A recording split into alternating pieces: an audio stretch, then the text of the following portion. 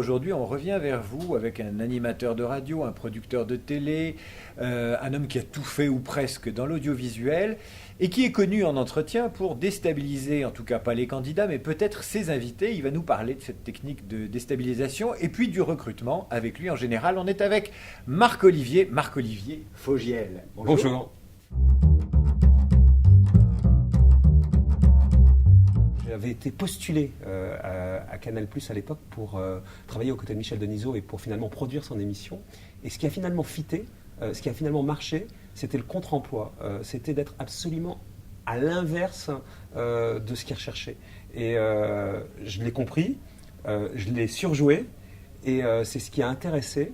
Et c'est comme ça que finalement j'ai même progressé dans l'univers de Canal+ assez rapidement au début, comme étant tout le temps un contre-emploi. Il en fallait bien un comme ça, et c'était moi. Si je ramène ça à mon expérience de recruteur, je suis souvent, moi en tout cas, allé dans le contre-emploi. Les gens que j'ai remarqués, c'est souvent parce que ils avaient des vies un peu particulières.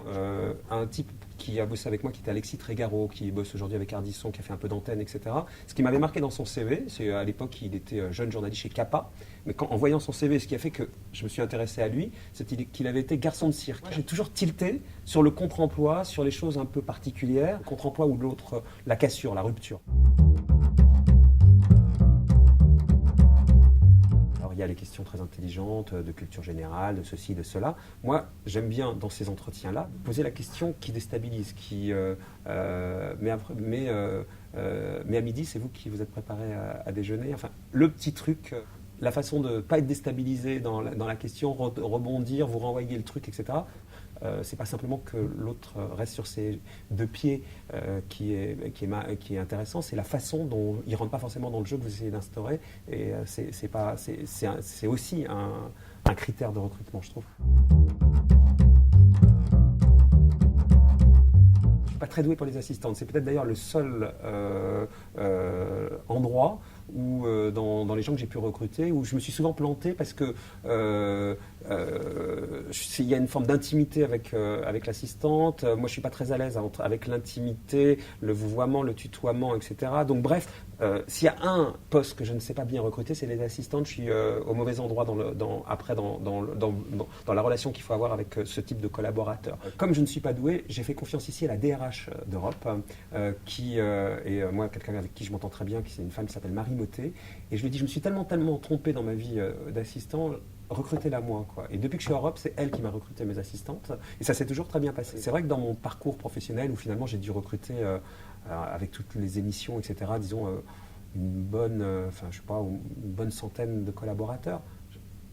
Si je peux, la récurrence des plantades, c'est avec les assistantes perso.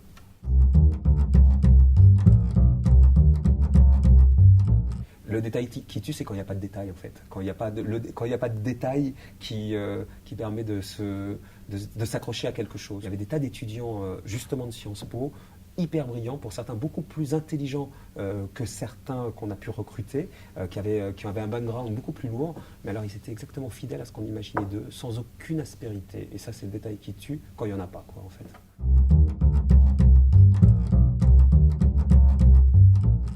Très longtemps j'ai tutoyé, et très vite, hein. Et aujourd'hui je vous vois 99% des gens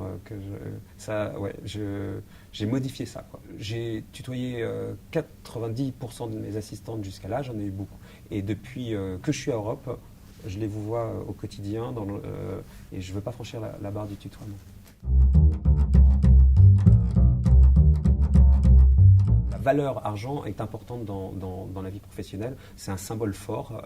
Une augmentation, ça veut dire quelque chose. Un niveau de salaire, ça veut dire quelque chose. Être prêt à démarrer bas, ça veut dire quelque chose. Donc moi, j'ai pas trop de tabou par rapport à ça. Et j'ai une petite anecdote rigolote. Le fameux Mathieu Noël, donc, qui travaille avec moi maintenant depuis longtemps, qui sortait de Sciences Po, qui a eu ce parcours un peu marrant, qui ne voulait pas rentrer dans la banque, au bout d'un an, il est venu me voir, il m'a dit écoute, ça ne va pas être possible pour moi. La moyenne des gens qui sortent de Sciences Po au bout d'un an doivent gagner tant, je gagne 2/3 de ce qu'ils gagnent, etc. Alors je dis écoute, retourne à Sciences Po, dans la voie de tes collègues de Sciences Po, mais ça ne peut pas être un critère, quoi. Et il était assez buté là-dessus sur mais si, etc. Et donc en fait j'ai dit écoute, non, ça sera non. Donc Et je dis, tu décides quoi, tu as 24 heures, mais tu décides. Donc il est venu me dire que finalement il restait au salaire. Et donc, une fois qu'il m'a dit ça, je l'ai augmenté au niveau des salaires de ses copains de Sciences Po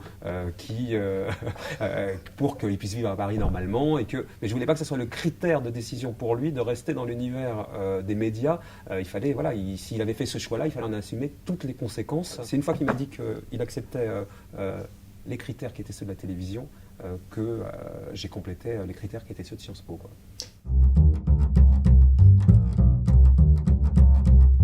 De façon très générale, je ne suis pas du tout à l'aise quand on me parle de vie privée.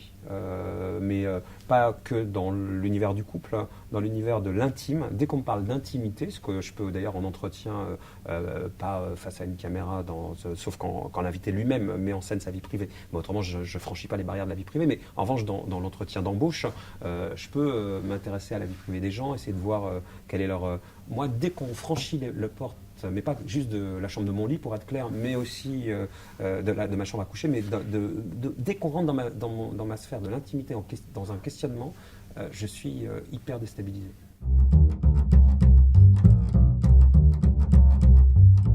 La qualité qu'on doit avoir principale, c'est être un buvard de l'ambiance, des gens, ressentir les choses en fait. Voilà. Je pense qu'il faut être le maximum ouvert sur les autres et ressentir les choses. Être au centre d'une table, très au milieu des choses, etc. Ça laisse peu de place pour imaginer qu'en fait vous êtes un liant. Mais je crois que justement, ce dispositif très imposant du présentateur seul qui trône, etc.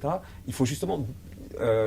compensé par une écoute et une hypersensibilité pour faire le lien. Et ce lien, ce ressenti, cette façon de croire à ce qui se passe, je pense que ça, c'est quelque chose que j'ai depuis assez longtemps et que j'ai appris à laisser passer, à laisser passer. Ouais.